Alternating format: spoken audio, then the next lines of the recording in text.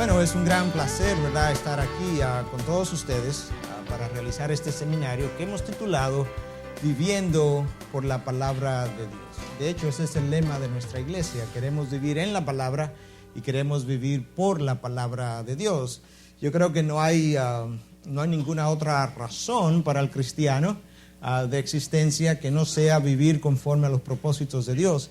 Pero para vivir conforme a los propósitos de Dios, nosotros necesitamos entender su revelación, necesitamos estudiarla para comenzar, necesitamos luego entenderla para luego aplicarla. Y en esta primera sección, una sección relativamente corta, lo voy a hacer a manera de introducción, como una forma de justificar, si me permiten usar el término, el por qué hacer un curso como este, para luego entonces entrar ya más directamente en materia.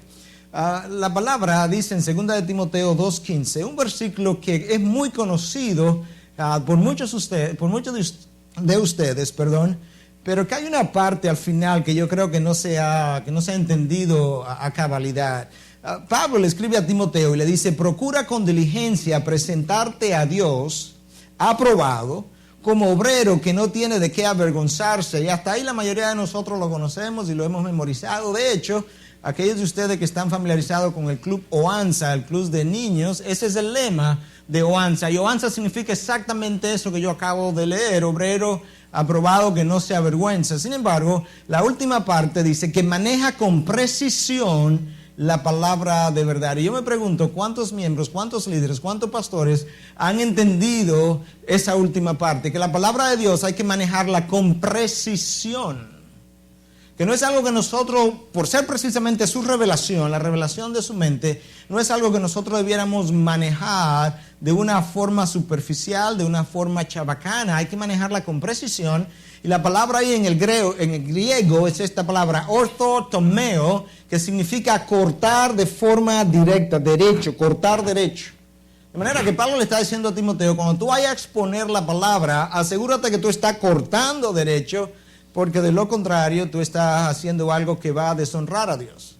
El propósito entonces del estudio de la palabra no es conocimiento, no es tratar de que el otro quede impresionado con lo que sabemos. Básicamente el propósito de la palabra es primero conocer a Dios más íntimamente, para nosotros poder amarlo entonces por encima de todas las cosas. Y segundo, el segundo propósito sería poder entender qué es lo que Dios espera de nosotros. Porque todo eso es lo que su palabra revela. Y de hecho, Deuteronomio 11:1 lo dice exactamente de esa forma. Amarás pues al Señor tu Dios y guardarás siempre sus mandatos, sus estatutos, sus ordenanzas y sus mandamientos. Amarás primero y luego guardarás sus estatutos. Ahí están las dos razones por las cuales nosotros debiéramos estar estudiando la palabra de Dios. La palabra de Dios, el estudio de su palabra, se hace indispensable para nuestro crecimiento. Y cada una de estas cosas está avalada, ¿verdad?, por la misma palabra. Oye lo que Pedro le dice a sus seguidores en la primera carta, en 2:2. Desead como niños recién nacidos la leche pura de la palabra. Imagínense a un niño cuando nace, cuando sale del vientre, ¿qué es lo primero que hace? Que el niño comienza a gritar. Y lo próximo que hay que hacer es darle un biberón de leche o ponérselo a la madre que lo amamante, porque él tiene hambre. Y básicamente lo que Pedro está diciendo, de esa misma forma nosotros debiéramos desear la leche pura de la palabra, pero hay una razón que él da y es para que por ella podáis crecer, para que crezcáis. En otras palabras, si usted ve a un cristiano que no ha crecido mucho, es un cristiano que no ha consumido mucha palabra.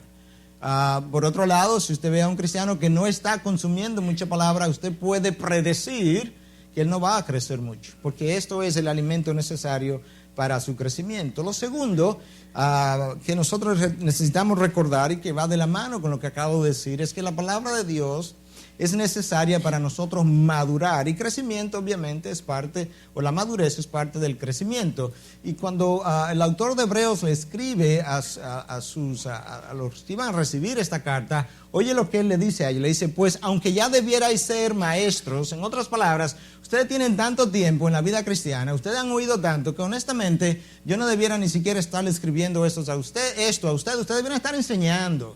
De manera que Dios nos hace énfasis en la holgazanería a veces que hemos tenido con relación a su palabra.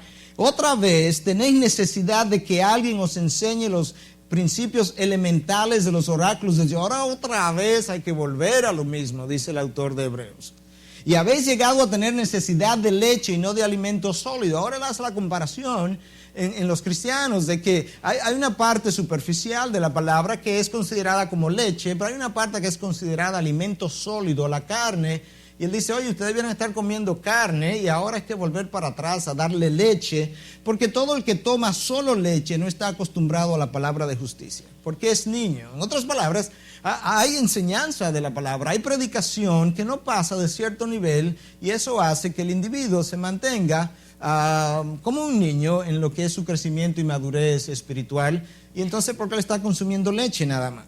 Pero el alimento sólido es para los adultos, para los maduros, los cuales por la práctica tienen los sentidos ejercitados para discernir el bien y el mal.